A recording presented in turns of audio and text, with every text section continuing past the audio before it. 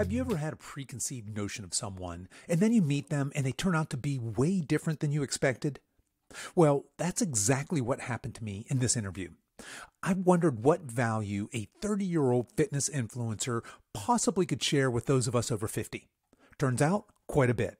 Our guest today brought a wealth of knowledge and insights that are incredibly relevant for anyone looking to lose weight, get in shape, and show up as the healthiest, strongest, most vital version of themselves in the second half of their lives. So sit back, relax, and get ready for a fun and informative conversation that just might change the way you think about fitness at any age.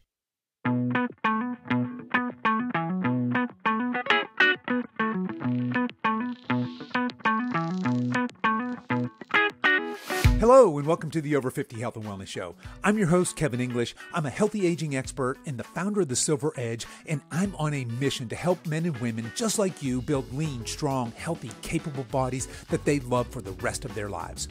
We have a great show for you today. Vince Sant is here, and he's going to share diet and exercise advice that is relevant regardless of your age or your fitness level. So if you're over 50 and you're wanting to improve your health and fitness, stick around. You're in the right place. Are you frustrated with dieting and maybe you're beginning to suspect that your metabolism is sabotaging your weight loss efforts? If you're wondering why shedding those extra pounds seems like such an uphill battle and why weight loss seems to get more and more difficult with every passing year, then head over to silveredgefitness.com and take our brand new metabolism quiz. This quiz has 10 simple questions. It'll take you less than 60 seconds to complete, and you'll get a detailed report with simple but effective strategies based on your individual results to help you finally get off that diet hamster wheel and build that lean, healthy body that lasts a lifetime. So, if you want to see if your metabolism is hindering your weight loss efforts and what to do about it if it is, head over to silveredgefitness.com. You'll find that quiz right at the top of the page.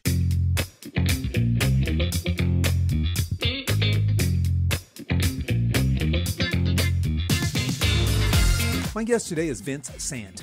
Vince is the co-founder of V-Shred, one of the fastest growing online fitness brands.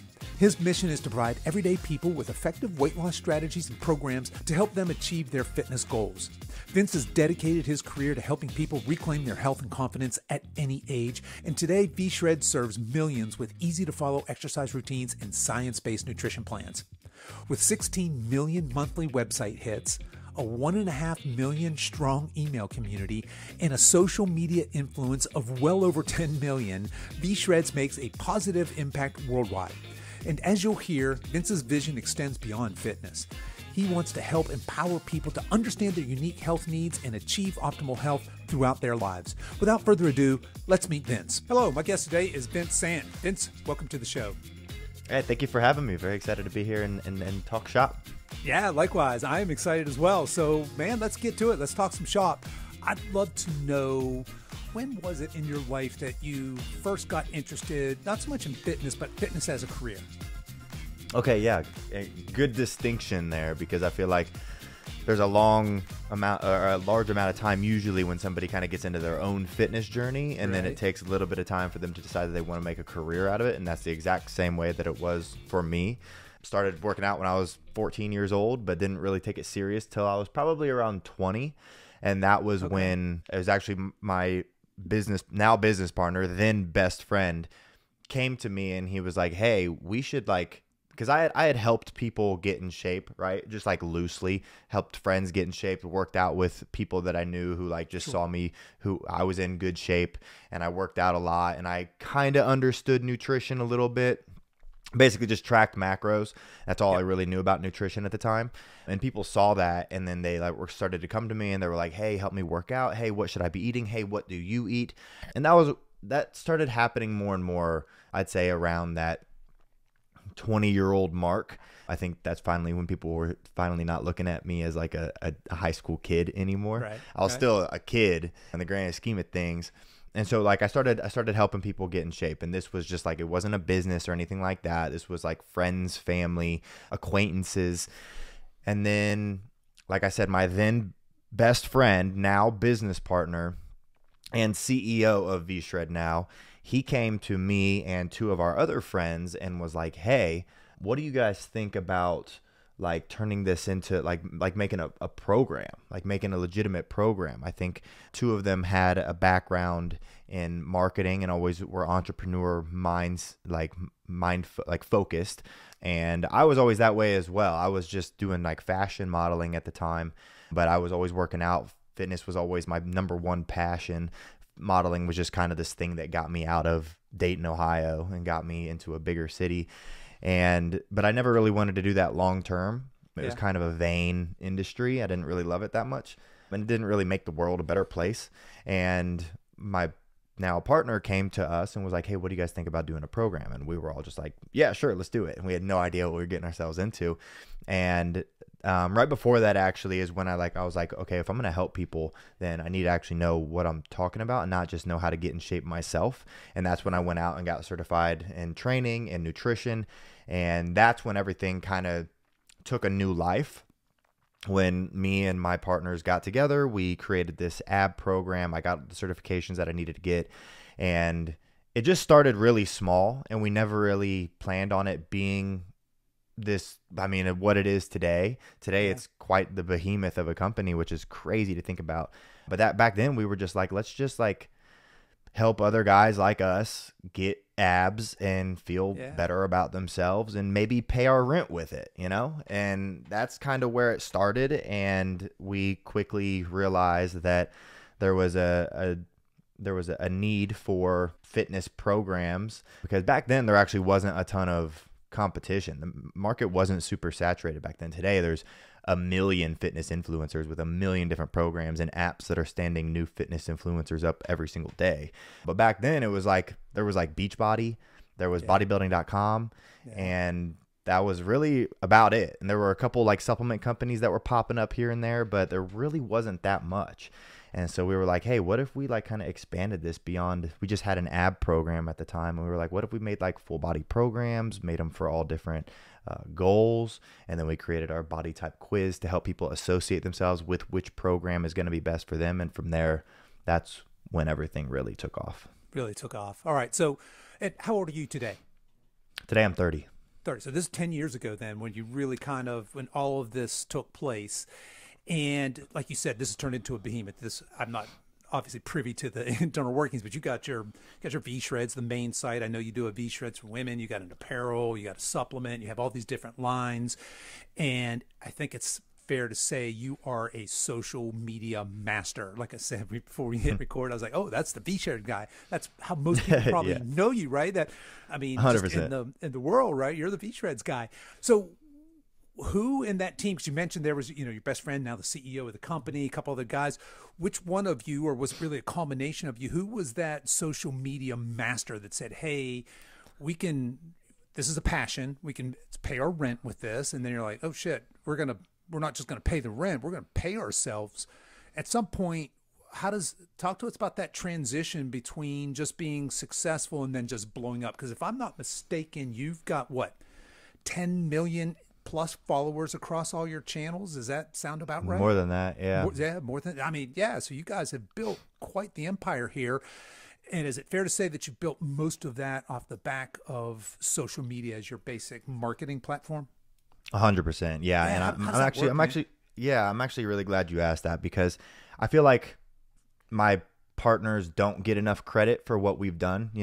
I'm in the limelight, and I get, it comes with its downfalls as well. There's this pros and cons to it. But Vince, who's that? Oh, the V-Shreds guy. Right. All right. Yeah. The dude with and the so ads.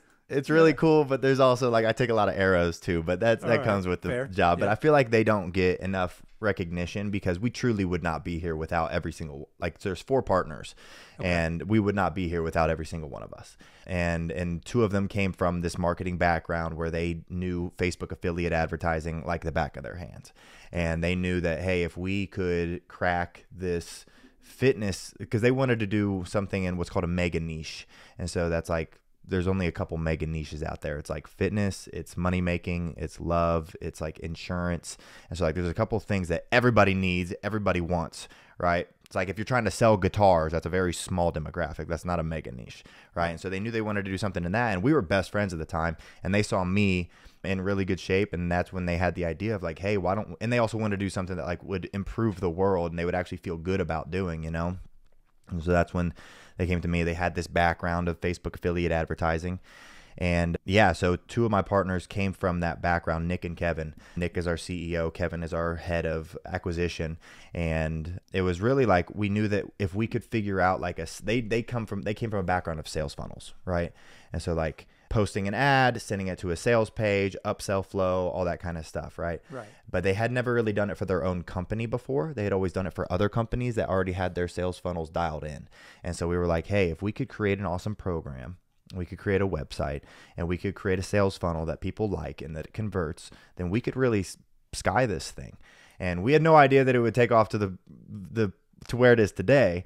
But yeah, Nick and Kevin, they came from this background of running ads. And so, yeah, I mean, we would not be, and so like what you said about our following, we've been running ads since like the first, I'd say we didn't start running ads immediately. We actually started with like other forms of trying to get our name out there. We started with just like regular organic social. We started with email marketing, lead gen, that kind of stuff.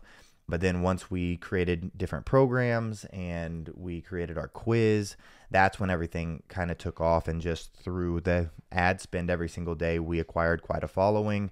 And we also did a lot of organic content. Like we were posting on YouTube all the time. We've always posted on Instagram all the time, Facebook all the time. And so there's a percentage of that just did come in organically, but a large percentage of it came from paid advertising and people seeing that, hey, this is a reputable fitness company. They're helping a ton of people. They have a ton of testimonials. And so that allowed them to just give us that trust to come in and listen to what we had to say. And we've had a lot of people get a lot of great results from our programs. And it's funny, I had this person DM me the other day and they were like, you're selling snake oil. And I didn't respond with a message. All I sent was like 50 testimonials. And that was it. And I was like, say something to that. Yeah. Yeah, no, I love it. I could see how somebody might look at your marketing and think, hey, that's way too slick. And, you know, what are these guys up to? And, you know, there could be a little bit of resentment to the success that you guys are having maybe. But you've already, in just a couple of minutes we've talked about, have said the words, we want to improve the world. We want to improve people's lives. We want to do good things. So I can feel that coming from you. And to be honest, you know, just having met you, I love that you're leading with that as opposed to, yeah, man, because obviously you guys have got the sales funnels down, man. Mm-hmm. I love your survey, right? Take the body type survey. Right. Who doesn't want to do that, right? So it's very kind of addictive. So I love the fact that you got these partners here, some of them very tech savvy, and you guys are completely taken off. Now, I'm an old dude. I just turned 60, right? So 10 years ago, you look great, by the way. Well, thank you, sir. Yeah, I'm trying to normalize being strong, healthy, fit as we're getting older, right? But so I didn't have any social media 10 years ago. It wasn't until actually I started this business. It turns out you don't have an online fitness business without some sort of social media presence. But when you first started, when you were 20, 21, I'm not really sure what the landscape looked like then, but did you have a large personal following? I mean, you're a good looking dude. Like you said, you were modeling, you were a fitness model. Did you have a large audience that you leveraged, or was this really kind of built from the ground up from more of this marketing machine? No, this was, I would say, built from the ground up. I had, at the time, I'd say maybe 100,000 followers, which I guess you could say is a pretty good following, but it wasn't a fitness following. It was a male modeling following. Gotcha. And so it was a very specific demographic that followed me for my underwear pictures, essentially. And so we knew that, like, and I would post the fitness stuff, and it was actually quite funny. We would post fitness stuff, and I would lose followers because that's not what they were wanting from me. Not so what they were there for. Yeah, I had to completely shift. Like, I had to kind of get rid of my following so that we could build up a different following. I essentially rebranded myself completely.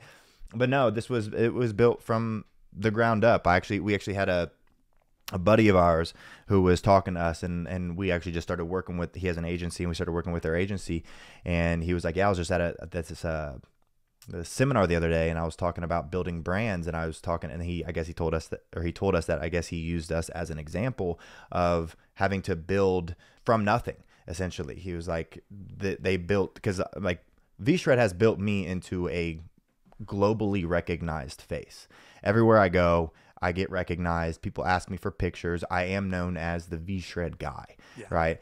Yep. And it wasn't like that at all before. When I went out in public, nobody knew who I was. Maybe like once every couple months, maybe, right? Now it's completely different, and that's 100% due to our ability to market ourselves and our ability to connect, and just the social media outreach that we have due to our marketing abilities, you know?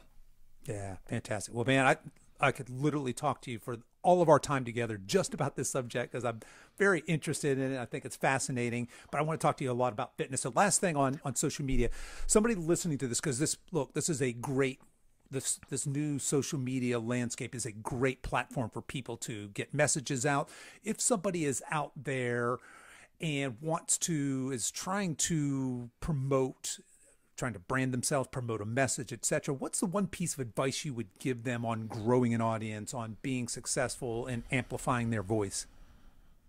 Yeah, I would say it's a great question. I would say find what makes you different. Because and also make it really depends.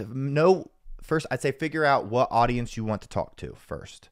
Do you want to talk to a small audience? Do you want to talk to a niche? Do you want to talk to 90% of the population? Because the messaging that you're going to have is going to be different if you're talking to people who want to build muscle and get bodybuilder status versus people who want to maybe lose 20 pounds and just feel a little bit better about themselves. Or like we said in the beginning, if someone wants to sell guitars, that's very niched. And so figure out like who you want to sell to. Go do your research on them. Figure out what their pain points are. Figure out what they've tried in the past, what they've struggled with, what are the common beliefs that it takes to learn a skill or get in shape or find love or whatever that demographic or whatever that niche is, that industry is. Research the hell out of them. That's the most important thing that you can do. And then figure out what we call the unique mechanism that's going to differentiate you from everybody else. For us, it's been, and there's people now that are hopping on board with what we do now because they've seen it work. But like when we first started with our body type quiz, nobody had been doing anything like that. Today, people got quizzes out the butt, right? Sure, but back in the day, nobody was really doing anything like that. And so we were like, how do we help people understand that we can help all of them, but let them know we know they're different? And when people feel heard, when people feel like you know that they're different, because everybody looks at themselves as different and everybody is unique. And so if you can say, hey, Kevin, I know that you are different and you have specific needs, but we have something that can identify your specific needs and help you, that is going to completely change the game for them in their mindset, and they're going to trust you. So figure out who your demographic is, do your research on them, and then figure out a way where you can truly give them something different. And I think if you do that, you're probably going to win. And then after that, it's just a lot of hard work and a lot of putting out fires and a lot of struggle and a lot of stress. But if you're willing to put up with that stress, it's going to work eventually. Right on. All right. I love it. And I love that idea of just being, finding that uniqueness, your unique voice, right? And sharing that with your unique tribe. The people that's supposed to land with that's going to land with them, going to attract your and there's going to be people that don't agree with it, and that's fine too. Yeah, and that's fine too. And that's okay. Yeah, I'm guessing that having a thick skin is a requirement to wading into superstardom or being a fitness influencer. Is that fair? I don't think I was quite there at the beginning. Is that right? We popped up onto the spot, I'd say year 2 or 3. And that was like probably about a 6 months after we created our quiz is when the quiz kind of took off. And that's when we went from not really doing anything to pushing some volume and getting some recognition. And I think the people who had been in the industry for decades didn't really like this new kid who was young and speaking differently. I don't think they really liked that. And so they started talking bad about us. And we also grew way faster than we thought we ever would. And there were a lot of things that we just weren't prepared for when we did grow that fast. And so that's what people kind of took shots at us for. And rightly so. We had bad customer service. We didn't have the coaches and the response time that we should have had with our custom plans. And now we've fixed all of that. And so it was a blessing in disguise to receive those shots at us, because we took a look in the mirror and we were like, hey, are they right about any of this stuff? And if they were, if they weren't and they're just hating on us because they don't like my hair, whatever. But if they're hating on us because our customer service is bad, it's like, is our customer service bad? Hang on, let's look at this. What is our average response time? Yeah, right. Yeah, and so if we had to fix something, we would fix something. And so in the beginning, yeah, those shots, they hurt a little bit. I'm not going to lie. Since then, I realized that, hey, what we're doing as a company is helping people. And we're not going, and I don't come from a business background. I don't have a business degree from college. This was all self-taught. And so it's like, we're going to make mistakes, but we're doing it with good intentions. It's not like we're out here trying to scam people. We know what we're trying to do for the world.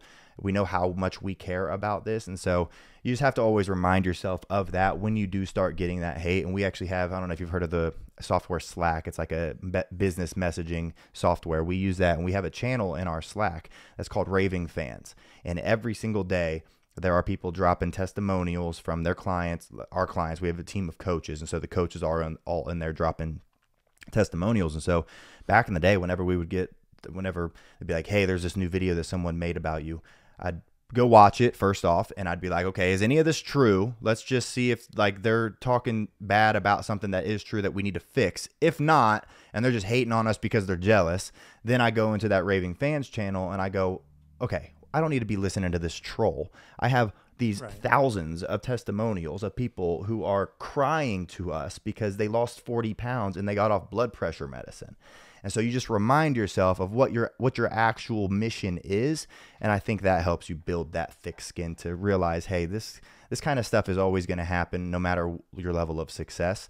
You just got to get used to it. Yeah. Stay on track with that mission. Absolutely love it. Yeah. All right. Well, Vince, I got a whole bunch of places I want to go here, but first, just kind of talking about the age difference between you and I, right? Okay, so I'm curious, what's your relationship with Dr. Drew? Because that's when I see the advertisements where he pops up, and I was talking to one of my coaches before I hopped on here. I said, yeah, I'm getting ready to interview the Beach Shreds guy. She goes, oh, I love Dr. Drew. What's the deal about Dr. Drew? So you've got obviously you've got a marketing machine, but he pops up quite frequently. Is he a partner? Is he an affiliate? Or how do you guys, what is that relationship? Because clearly he, that's somebody who, you with your shirt off, I'm as a gym dude, I'm like, oh, hell yeah. I'd like to have that body. But let's face it, 55-year-old Mrs. Smith who's trying to lose 20 pounds, maybe less of a connection there than with somebody like Dr. Drew comes in and he says, hey, this is a metabolism killer. This is a metabolism killer. What's that relationship like for you? And how long have you guys been working together? Yeah. So great question, because I do think people will assume that we're just paying Dr. Drew and he's just a paid endorser, And it's funny, I actually had this. It's a bit more than that, but yeah.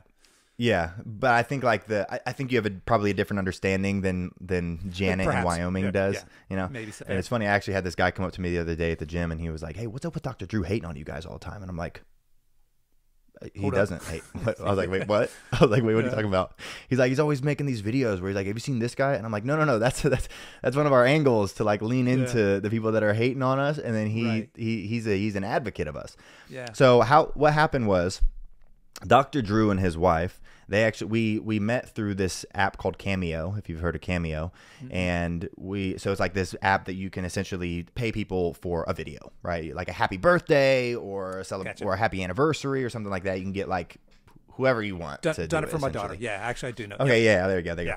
And so that's where we saw him on that, and we were like, hey, that would be awesome if we could work with Dr. Drew. Like, that is like right in our wheelhouse. We've known that like there's a demographic that doesn't relate to me, and we're very aware of that. Like, we're very lucky that my face and I guess my relatability and like just the way that I speak on camera now does talk to a very wide demographic, which is awesome, right? But we also know there's a very probably large percentage of people that are like, what does this kid know about menopause? What does this kid know about me at 60 years old, right? And so we've always known that this was always going to be bigger than just me as the face. You can only get so far with one face of your brand, right? And we saw Dr. Drew on there. We're like, man, it would be awesome if we could work with Dr. Drew. And so we tried to, and there was a little bit of hesitancy in the beginning. He is very study driven. Like he's all about the science. And so what we did was we were like, hey, we want to give you a program. We want to hook you up on one of our plans and just try it out. And if you like it, you like it. If you don't, you don't.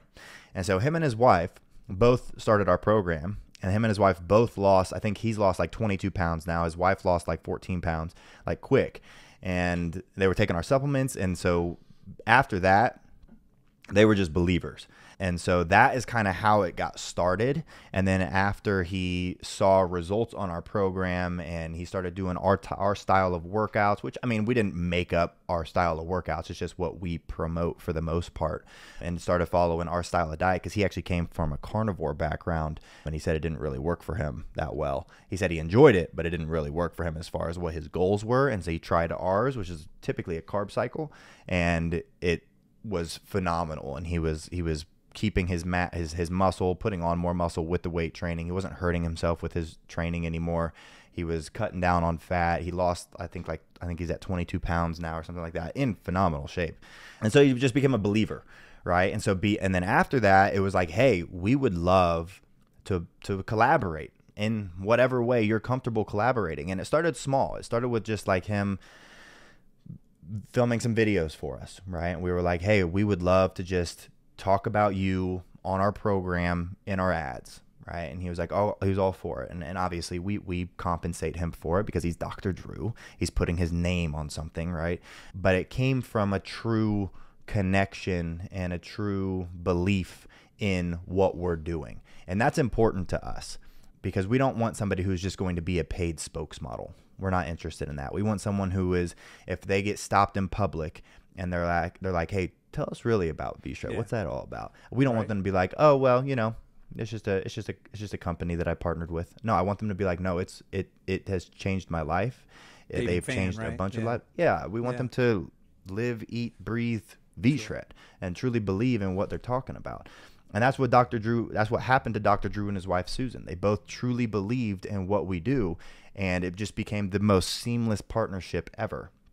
And so now it's evolved, and so it started with just like him making videos for us, and now it's evolved, and we got much bigger plans that we're actually just recently signed on. And so we got some big plans with Dr. Drew moving forward, and very excited for everybody to hear about it, because like you said, it does hit a much different demographic than what I hit. Certainly does. And that's important to us.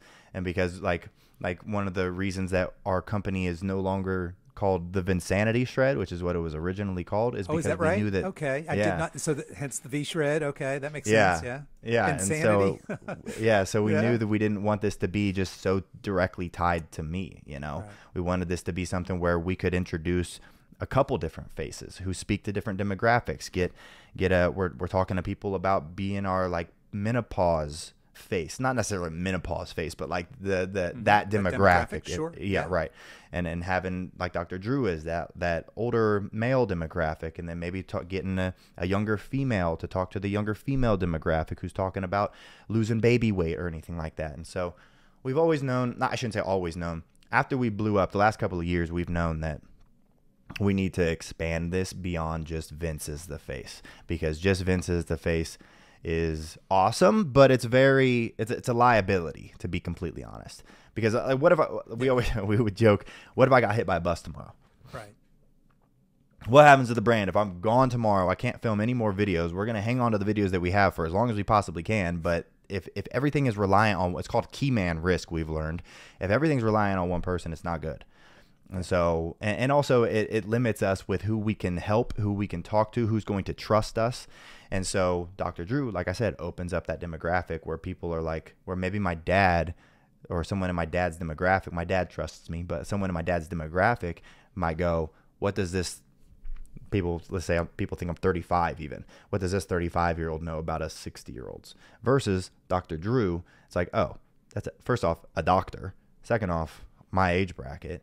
And so it's like this guy, and in really good shape, this guy I can talk, this guy I can listen to. And so, yeah, that's kind of how everything evolved from day one of us being like, it'd be cool to work with Dr. Drew. And now he's like he's a really good friend of ours now, which is really cool. And we have a really good relationship with him business-wise too.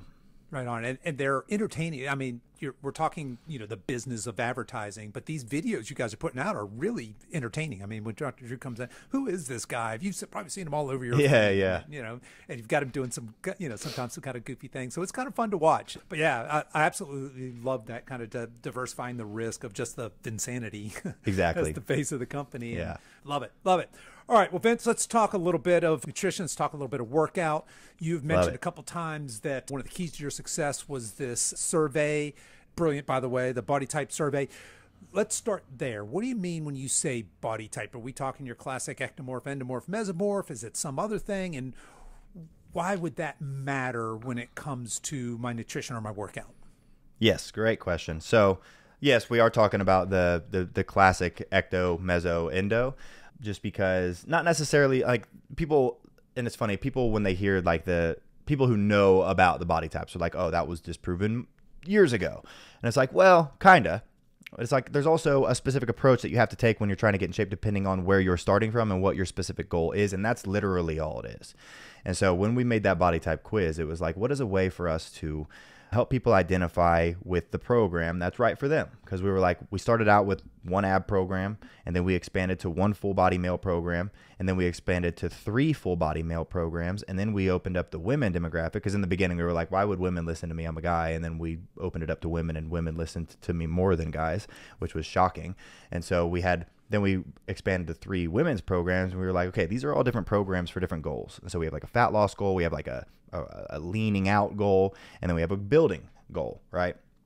And so we were like, how do we get people to know which one of these is going to be best for them? How do we make them feel like they're being heard when it comes to their specific fitness goals? And that's where the body type quiz was introduced. It was like, well, this is something that through just a couple multiple choice questions, we can very easily figure out what somebody needs to do. And to identify, and also the thing about marketing is you have to simplify it. It has to be so easy. Like people say, like when you're writing something, it has to be read at a 4th grade level. Like you have to simplify it so much so that it's catchy, so that it's easy to understand for everybody, right? Because there's a bunch of high level intelligence people, and then there's a bunch that aren't, right? And so you have to make sure that you're speaking to all of them, and simple is just the best way to go. And so when it comes to simplifying that process of helping people identify, like we'd be like, what's your metabolic type? Like even that might be a little bit too complicated for some, or it might seem too complicated for somebody for them to want to even try to figure that out, right? If you go, hey, there's 3 body types, you're probably one of them, and we have a quiz that helps you figure it out. That makes it super easy to understand, and there's validity to it. And that's the most important piece. And people are like, oh, body types aren't real, because I mean, technically if someone is 50 pounds overweight and then they lose 50 pounds and then they lose 20 more pounds on top of that, and all of a sudden they're skinny, yeah, technically they would go from an endomorph to maybe an ectomorph. But it's not saying that they're just born that way and that's them forever. That's just saying, where are you right now? Yeah, and what do you need to do to achieve the goal that you want to achieve? And that's all it was. And I think people kind of took it, and like the haters, I should say, took it and kind of ran with it and just tried to hate on us for it. But it's like, this helps like my mom, who doesn't understand anything about, or didn't understand anything about fitness, to realize what she needs to do, right? And we have, I mean, and it's not crazy different approaches across the board, right? It's not like we have the person who wants to change their body composition but stay the same weight do completely different things than somebody who wants to lose 20 pounds. They're doing similar things. It's just your calories got to be different. Maybe your approach with training needs to be different. Maybe you need to be doing a little bit more regular cardio. Maybe you don't like doing cardio. You want to do HIIT workouts. Maybe you want to focus on body weight more than weight training, or maybe you do want to build a little bit, so we need to throw in more weight training. So depending on what that goal is, you need a specific approach with your diet and your training to achieve that goal. And that's all the body type quiz was. And then like that's also why we introduced like a custom coaching program as well, because I think digital programs are amazing for the majority of people. They're cheap, they're easy to access, you can follow them anywhere because ours has gym and home workouts in them. But then some people need accountability. Some people need someone to answer their questions. Some people need specific routines depending on what their injury history is or what their dietary restrictions are. And it's hard to put all of those things in one program, right? There's exercise modifications, there's vegan recipes, there's paleo recipes, there's that kind of stuff in there, but it's really hard to make it super customized to one person if it's just this catch-all program, right? And that's where we introduce the custom side of things, so that you do get a coach who can work with you, who can answer your questions, who can make adjustments based on how your body's responding. And so, yeah, that's kind of how everything went. Yeah, thank you for sharing that. Because I also, when I first saw that, I was like, it's a little, is that more of a sales game? I mean, look, don't get me wrong. As soon as I saw that, I was like, let's see if it gets his mind right, you know. But the way you explain it, it's like, okay, I'm less interested in, you know, are you Are you just genetically this type as I am, and this is your starting point, and I want to meet you with where you are, right? So if you're coming in and you test as a mesomorph, well, hey, you're probably, I can make some assumptions here. It would be great for us to put a little bit of lean muscle on you, but we really want to focus on leaning you out a little bit. If you're identifying more on that ectomorph size, okay, we probably want to bump this guy's calories or gal's calories up a little bit. It's exactly protein. Let's get them in the gym a little more regularly. Right. Okay. Gotcha. Absolutely love it.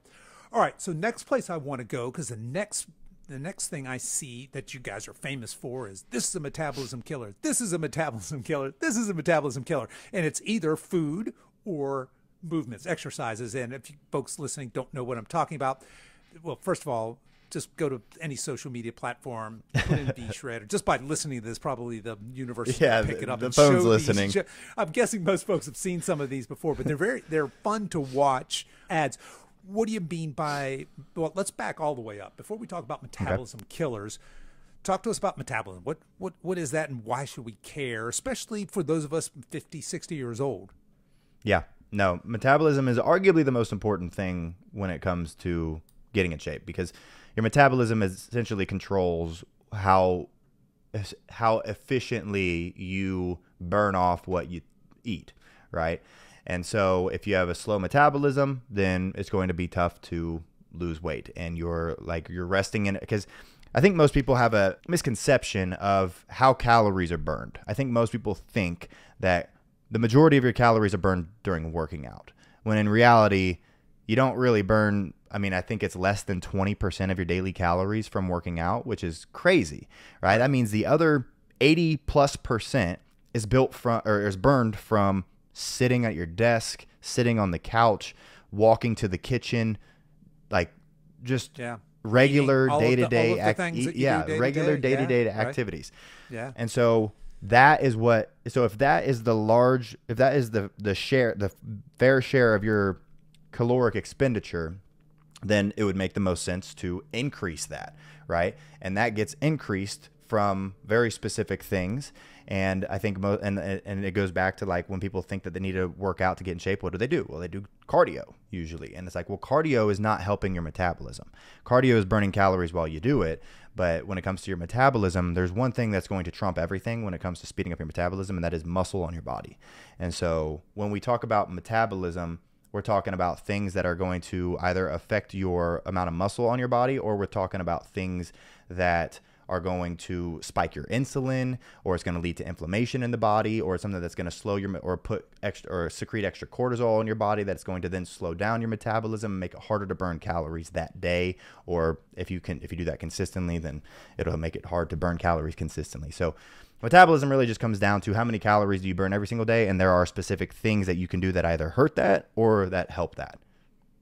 Right on. Absolutely love that. We talk a lot on this show about metabolism, important metabolism, and certainly a lot of our clients they have that at our age, as you might imagine, have that chronic diet history where they're either yo-yo dieters or chronic low calorie. They come from years of Weight Watchers or something where they've been, 100%. My mom did Weight Watchers over and over for years. Yeah. And you're like, okay, you got 20 pounds to lose, but you're currently eating 1,100 calories. Let's reverse diet you and optimize that metabolism. And that's another great one is people, they will starve themselves and they don't realize that hurts your 100%. Metabolism too.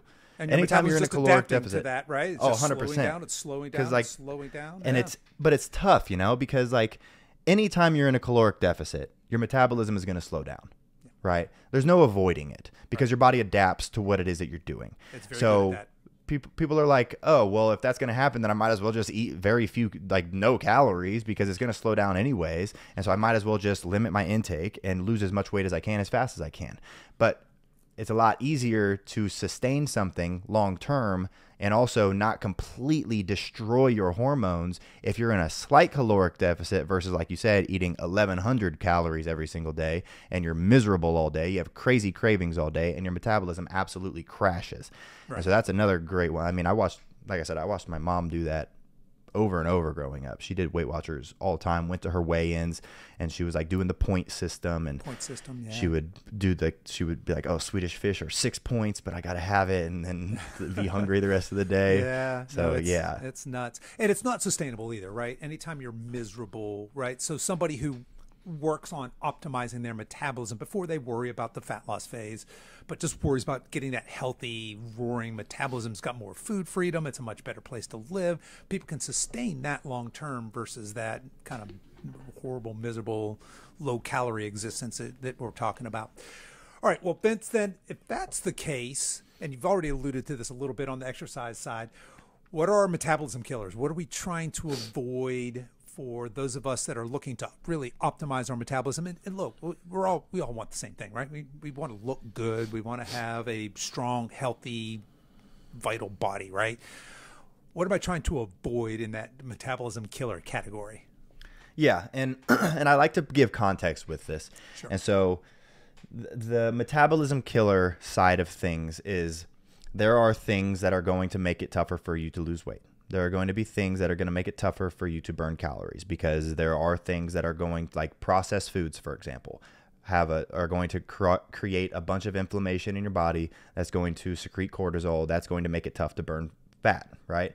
When you have a bunch of cortisol in your body wants to store fat because it's stress, right? And so there are foods that are going to create that inflammation, and that's processed foods. That can also be high sugar foods that aren't necessarily super processed, just because of the insulin spike that you are going to get from eating that, the blood sugar spike that you get. But then what I like to give with the context here is that I think this is the beauty of our advertising, is we're like, this is a metabolism killer. This is a metabolism killer. And we're also doing now one that maybe you haven't seen yet. There we go. This is an insulin spiker. This is an insulin spiker. I hadn't seen that one So yet. we're kind of leaning into that now as well, just so people kind of understand it a little bit more, because I think that's a little bit more scientific. It makes a little bit more sense. But the beauty of it is that doesn't mean you have to give those up. That doesn't mean you have to stop eating those forever. That just means don't eat those all the time. And the thing is, like, there's a lot of healthy foods, quote unquote, people that aren't watching, quote unquote, healthy foods that you're eating that you think are healthy that are not healthy at all. And so those are the ones that we're really leaning into, that we're like, this is a metabolism killer. Why? Because it's super processed. You want to stay away from processed foods as much as possible, or it's loaded with sugars, it's loaded with additives, and that's just going to release so much more stress in your body or inflammation in your body because of the blood sugar and everything. And so when we talk about metabolism killers, it's about identifying what those are so that you're mindful of them, but then also understanding, hey, that doesn't mean you do have to give these up. Because like for me, like there's another ad angle that we have where I like show these metabolism killers, and I'm like, hey, but I still have these foods and I'm in the best shape of my life, right? And it's true. I literally had ice cream with Reese cups in it last night with a glass of wine. Right. Yeah. And people don't realize that as long as you keep it in moderation, you're going to be okay.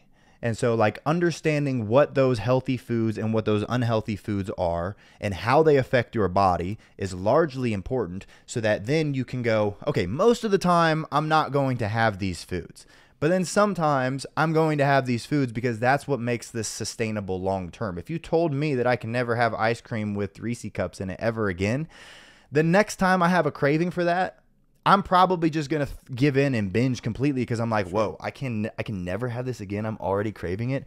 Versus if I'm like, hey, I have this on Fridays, or I have this on Sundays, or I have this on whatever day. You're like, okay, if it's Tuesday and you can't have it till Sunday, you're like, all right, I can hold off 5 more days. I can do that. Versus if you're like, it's Tuesday and you're not supposed to ever have it again, you're like, screw it, I'm having it right now. And so that mindset of keeping it in moderation, like we always talk about the 80-20 rule, I think that's a hugely helpful theory or principle to implement into people's lives. And the 80-20 rule, for anybody listening that doesn't know what that is, it means 80% of the time, do what you're supposed to do, right? Eat the foods that are healthier for you. Make the smarter decisions. Get your activity in, get your workouts in. 20% of the time, live your damn life. Yeah. Sorry for my language, but do what you want to do, right? And as long as you do that, then it makes it so that if you're 80% of the time doing what you're supposed to do, you're going to get results. And then if 20% of the time you're doing what you want to do, you're going to stick to it long term. And that is the beautiful balance of what I think everybody should do to keep things sustainable. Yeah, I love all of that. I love that idea of balance and not having foods. Well, I don't like to classify them as morally good, morally bad. Some nutritionally serve you better than others, right? Going back to the ultra processed foods, want to avoid those as much as possible because of all the reasons that you said, and plus the fact that they're highly addictive. They're scientifically designed to be ultra hyper to release dopamine when you eat overeating. Release dopamine. Yeah, Pop-Tarts taste delicious. Okay. Yeah. But they're nutrition. There's no nutrition in them. But like you said, I mean, life without another bowl of ice cream as long as I live sounds like kind of a miserable existence. So finding that balance, because really I'd rather have somebody who is less than perfect but consistently good than somebody who's 100% always perfect, because sooner or later that perfect's going to fall. They're going to go off. They're going to fall off the wagon, right? 100%. Whereas that consistently good, and I'm living a regular life. I have date night with my wife. I enjoy a glass of wine. I have dessert after, whatever. All right.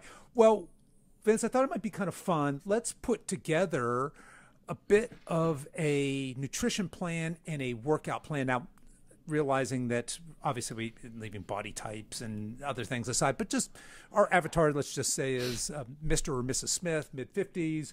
The goal is they want to lose 15, 20 pounds, just kind of feel good, move, be able to get down on the floor, play with grandkids, all that kind of fun stuff.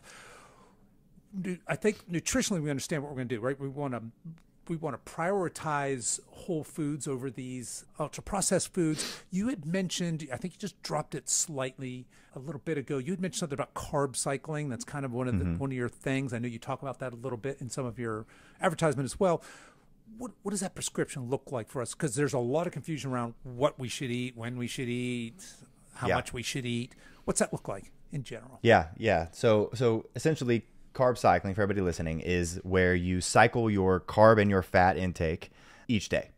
And so throughout the week, you have a specific number of, let's call them low carb days. And then there's different ways of breaking up the days. You could go low carb, medium carb, high carb. Some people just go low and high, and they just go back and forth on those. But basically throughout the week, you have a specific number of low and high carb days. And those are all, and you adjust those based on how your body responds. Also, you adjust your training, or you should just adjust your training so that you're having carbs on like the intense workout days, because low carb days, I don't care who you are, they're not that fun. But on low carb days, essentially what you're doing is you still want to aim for a similar number of calories overall.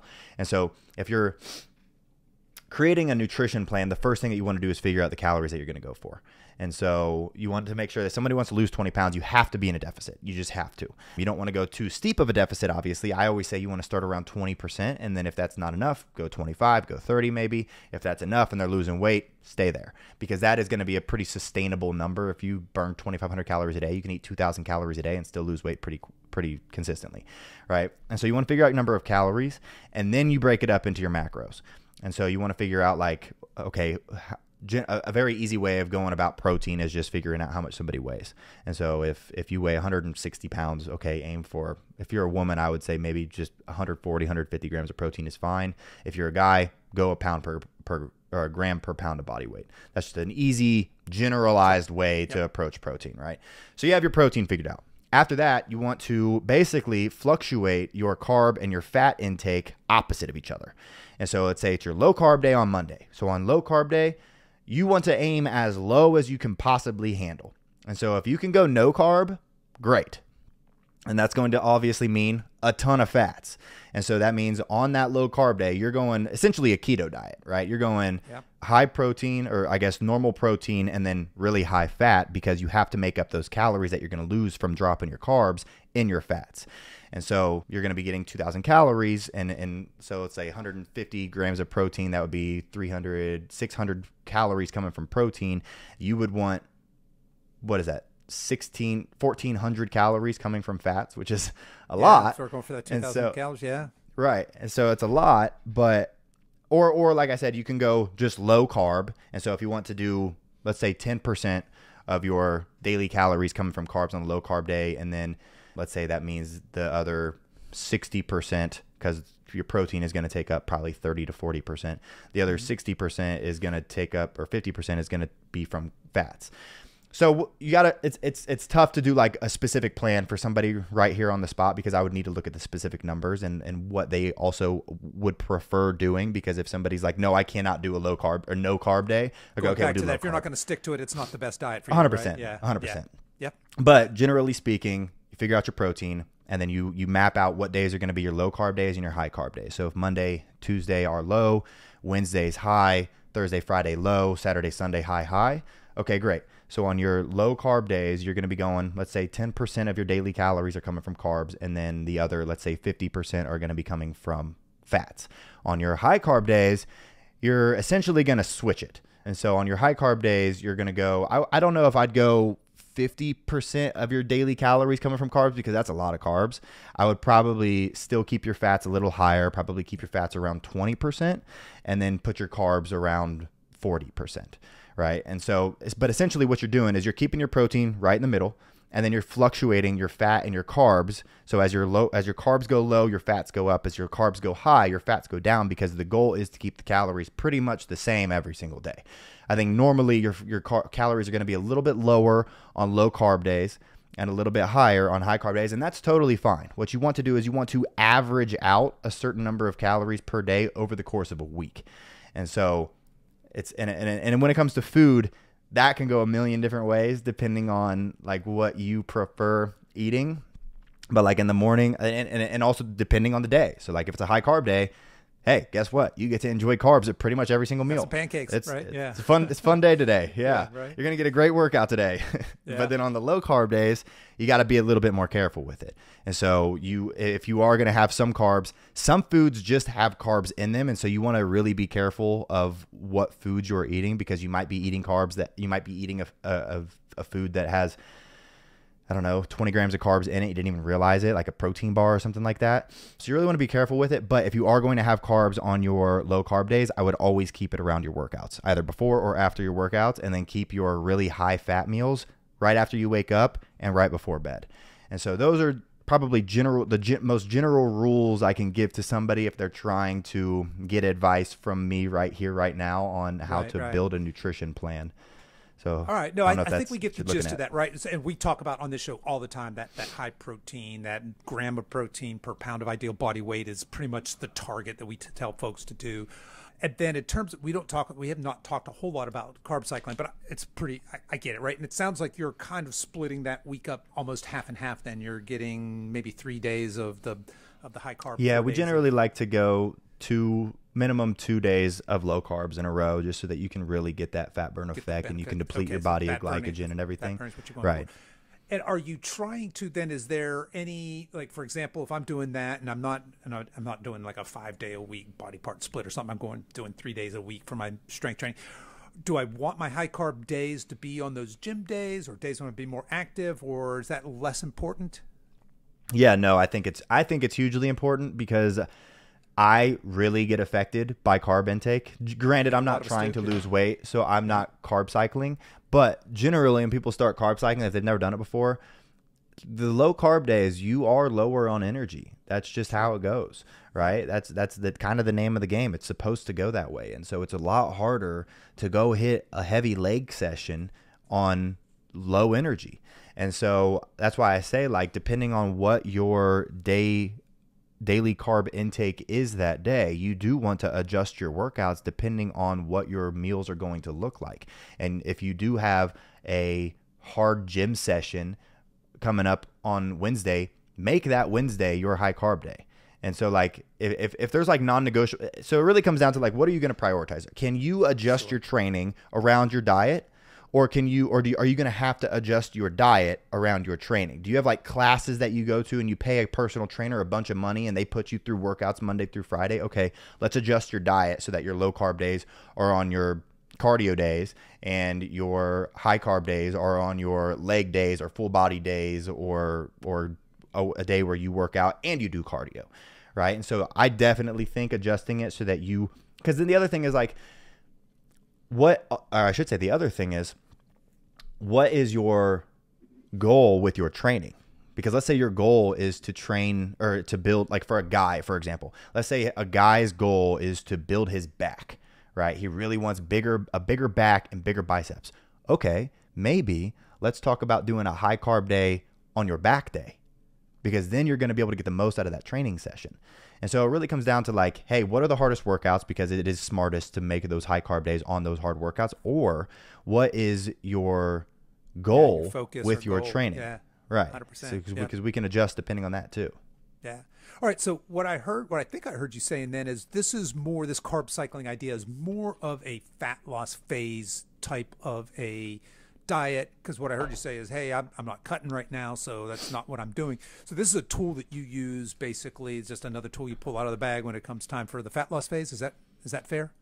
Yeah, for the most part. I think when people get out of that fat loss phase, there's an easier method of nutrition to follow, which is just macros. I think if it fits your IFYM, I think if it fits your macros, it's just flexible dieting. It's just probably the easiest diet out there. Right. With that caveat of going back to what you said about, hey, let's prioritize whole foods and, 100%. Right. 100%. 100%. Okay, I thought you would agree with that. Because I think a lot of the folks in that, if it fits my macros, they're like, oh, okay, Sour Patch. Yeah, right on. Yeah, exactly. Yeah. Okay, no, yeah, I just wanted to clarify that. All right. And now, where do you fall on a workout just for your, again, let's just use a 55-year-old Mr. Smith. He wants to build a little muscle, lose a little fat. Is he doing 5 days a week body part splits? Is he doing a push-pull legs? Is he doing 3 days of full body? What's just in general? Again, I'm asking you an impossible question here, right? This is for just kind of a generic avatar. Hey, I see we're coming to the top of the hour. Are you okay on time? Yeah, I'm good. All right, good. All right. Yeah, just in general, what's your recommendation, workout-wise? Yeah. So, again, I would throw a little context in here where I would first question would be, what's the goal? And so let's say the goal is weight loss, right? Let's say it's just 20 pounds of weight loss and maybe a little bit of body composition change, right? They want to put on a little bit of muscle, but mainly focus on losing weight, right? The other question I would ask is, how much time can you dedicate to this?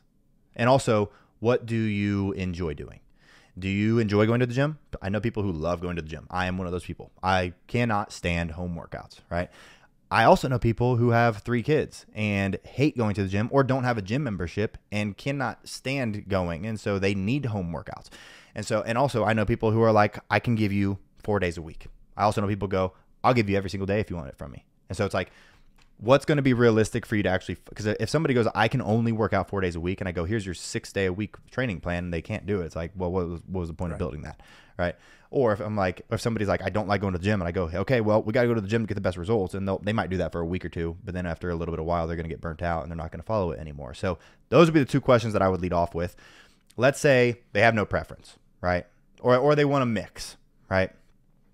Because honestly, I'm always going to lean more towards a sustainable approach. I'm never going to be like, you got to go to the gym for 2 hours a day. I'm never going to say you have to do an hour of cardio a day.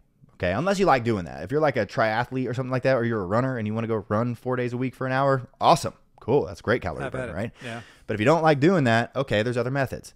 And so generally I would probably break it up into either an upper lower full, so upper body, lower body full. And so I would break that up into like Monday, Tuesday, Wednesday, and then maybe a rest day on the 4th day, and then repeat that again. And then what you could also do is you could make the first cycle of that home. So you could go home upper, home lower, home full. And then the second cycle is gym upper, gym lower, gym full, if they like doing both. If they only like doing home, fine. Let's maybe get some resistance bands in there. Let's maybe get some light dumbbells in there. Or if you just like doing body weight, the beautiful thing about trying to lose weight is you don't have to lift a ton of weights to lose weight. People who are generally out of shape, they are going to benefit largely just from doing intense body weight workouts, as opposed to somebody who's in really good shape. They're probably going to need some overload, right? Or I would say push-pull legs is a fantastic routine, right? You're hitting every muscle group twice a week if you're doing it twice a week. Or if it's somebody that doesn't want to work out 6 days a week, push-pull legs is 3 workouts a week, like 3 resistance training workouts a week. And then on top of that, you can be like, okay, I'm going to throw in 1 HIIT workout on another day, or 2 HIIT workouts on 2 other days, right? And those HIIT workouts are 15-minute workouts where they're burning a ton of calories. They're utilizing this thing called excess post-oxygen consumption, where they're burning calories after their workout, and so their body stays revved up, and they're getting good results from it. And so it's this thing that A, they don't have to leave their house. B, it takes like 15 minutes. And C, it burns just, I mean, there was a study done that said a 15-minute HIIT workout burns just as many calories as a 50-minute steady state cardio session. And so you're getting the same results from an hour of cardio from 15 minutes. Yeah, and so I think also what you'd mentioned this before, that steady state cardio, that calorie burn stops the minute you stop that steady state cardio, whereas that HIIT's going to kind of like resistance training. You're going to get that benefit of burning calories for 100%. an extended period of time. So yeah, 100%. A big fan of that short, sweet, intense. Yeah, and steady state cardio is known to release cortisol in your body. And so it's literally stressing your body out, because like running, for example, people don't realize this. Running is a plyometric exercise. Plyometric means jumping for everybody. Running is a jumping exercise because you're leaving your feet to land on the next foot. That's putting stress on your ankles, your knees, your hips, your low back, everything. That is stressing your body out, right? And it's in a heart rate zone that's also stressing your body out. And so these are things that you do have to take into account. And so that's why I always say, like, the first question that I'm going to ask is, what do you enjoy doing? What's something that you're going to be able to do consistently? Are you a runner? Great. That makes it easy. We're just going to throw running into your plan because you like that. You like doing that. If you're not a runner, we're going to figure out a type of workout that you enjoy doing somewhat, or I should say something you don't hate doing, because you got to just throw in stuff that people hopefully will start enjoying eventually as they get better at it. But if it's a HIIT workout, like I know for a fact, my mom and my dad, we made a HIIT workout program. It's a 30-day at-home workout program, and my mom and dad, they both started following it together. And then my dad lost like 60 pounds on it. My mom lost like 30 pounds on it, and they just followed it like 9 times in a row. And in the beginning, they hated them. They hated the HIIT workouts. My dad couldn't do like jumping lunges and certain exercises. And now they're in pretty good shape and they're loving it. And Love so it. Yeah, man. you start liking stuff as you get better at it, you know? Agreed. Yes. Also, I think you start liking things as you get better at them. But I also think that as you start to see the change in your body, so you're actually seeing some change, but there's also a bunch of other things that are happening hormonally, metabolically. You're starting to feel better. You're probably sleeping better. Your libido's probably revved up. And certainly in my age bracket, that's kind of a thing, right? Right. Everything starts firing on, so your mood's generally improved. So I think that that's another reason why, people start to associate that with the movement, with the exercise, with just this healthy lifestyle, and they quote unquote love it, right? So there are people that love being in the gym and working out, and there are other people that love maybe they don't love necessarily going to the gym and working hard, but they love what happens to them. They love what happens 100%. Yeah. Tracking with you. All right. So I think that overall, that then builds a pretty healthy plan, right? If you're looking to lose weight, you guys got some great tips there on carb cycling you could try. If you're looking to build some muscle, certainly some great ideas there. Those of you that are cardio junkies and my endurance folks listening, you've got certainly some considerations there, especially as we're getting older. There's some hormonal consequences to that really long distance endurance stuff as well as we start to age, but that's another topic for another time. All right. Well, Vince, we're at the top of the hour here, man, and I want to be respectful of your time. So I want to ask you this. You're a fairly young dude at the top of your game, and who knows, maybe the top of your game is yet to come. I like to tell people I'm 60 and my best is yet to come, right?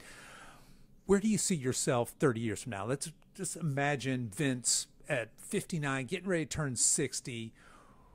What's happening? What's going on in his life? What does he look like? What's he passionate about? Where do you see yourself in 30 years? Man, I've never been asked 30. I've been asked 5. I've been asked 10. Come on, never man. been asked 30. Stretch this out a little bit. Yeah. Man, I mean, the first thing that comes to mind is I'm always going to be fitness focused. I plan to continue to get healthier every single year. I plan to be that. I want kids. I plan to be that dad who's still faster and stronger and beating his kids at every competition I possibly could. Keep putting them in their place well into my 70s. Right on. And maybe even my grandkids a little bit. I want my grandkids to look at me as like, damn, grandpa, he's got it. Grandpa's jacked. Yeah. Yeah. Yeah. And so that's a non-negotiable for me. I want to keep health at the forefront for the rest of my life. People always say, or there's a quote, it's like, your health isn't that important to you until you don't have it, and then it's everything. And so I want to make sure that I have it at all times, and I'm on top of it, and I'm proactive. I think the biggest issue in today's society and with like the medical side of health is that everything is reactive.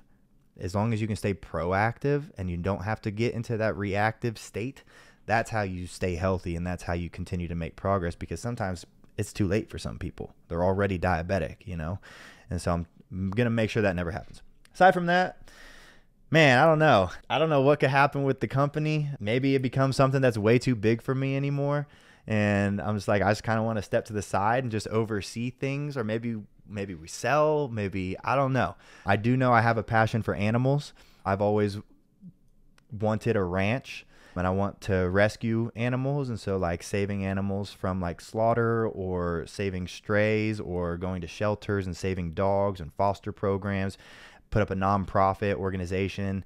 That's definitely something that I'm going to do in the next 5 to 10 years for sure. And maybe that's my next calling, is helping animals get healthy and helping save animals rather than humans, or maybe it's both, you know? I think that's where I'm at. And so it's like, I want my lady, and I got a girlfriend now, and we're thinking about stuff. And so it's like, I want to be, you know, settled down. I want to have kids. I want to have land, and I want to rescue animals. And I just want to continue to make the world a better place. Amen, brother. I love that. That's a great answer. Let me just finish with this. Does 60-year-old Vince have abs still? You still got that? Oh six yeah. pack? Oh yeah. Oh yeah. Oh yeah. All right. You got an 8-pack. Yeah. He's got an 8-pack. Yeah. All right. So still jacked and ripped. All right. Hey, Vince, tell folks, I can't imagine, for the one listener out there who doesn't know who you are, hasn't seen your ads, has no clue how to get in touch with you or connect with you, where do you want to send people? How can they connect with you, maybe learn more? Just speak V-Shred into Siri, and then we'll send you some ads. No, I'm kidding. Like I said, just listening to this is probably exactly going to get you on the ads list somehow, right? Exactly. No, if anybody wants to check out our website, it's vshred.com. That quiz that we've talked about a couple of times, it's right at the top. It's going to be like which body type are you? Select your gender. It's going to be that male, female question right at the top at the very home page. But then it's V-Shred on every single social media: YouTube, Instagram, TikTok, Facebook. We have all of them. V-Shred for Women on Instagram as well. And yeah, I think that's about it. All the V-Shred places. All right. And folks, I will make sure I put all that in the show notes. You guys can find that there. Vince, thanks so much for coming on the show, sharing not just your knowledge and your wisdom with us, but being a good sport and playing along here. I really, really love the work that you're doing. I love that you got a mission to help people. You have a heart for service. Sounds like you're to carry that over to maybe some animal stuff. So just absolutely love that, honor that, and encourage you to keep up the great work, man. I appreciate it. Thank you for having me on it. This was a lot of fun. I actually was like, wow, we're not going to be going over like specific like for everybody listening, usually how this kind of stuff works is like you go, I don't want to say usually, but I'm actually quite new to this. You're not. So maybe you know, but I don't. But you figure out like what you're going to talk about. We were like, no, we're just going to run. We're just going to see where this goes. And I loved it. And I had a great time. So thank you. I get all you're welcome. A lot of times just behind the curtains, a lot of times guests or the PR person for the guest or whatever says, hey, can you send me the questions in advance? I'm like, I don't have any questions. I just want to have a natural conversation about whatever comes up. It went way better. It's not scripted at all. It's not like pre-planned. There's no pre-planned answers. So it was all off the cuff, and it went amazing, I think. Right on, man. All right. Well, hey, thanks again for being on the show. Thank you. Hey folks, just a quick reminder to head over to silveredgefitness.com and take our new metabolism quiz to find out if you are a fat storer or a fat burner. You can find the quiz over at silveredgefitness.com at the top of the page.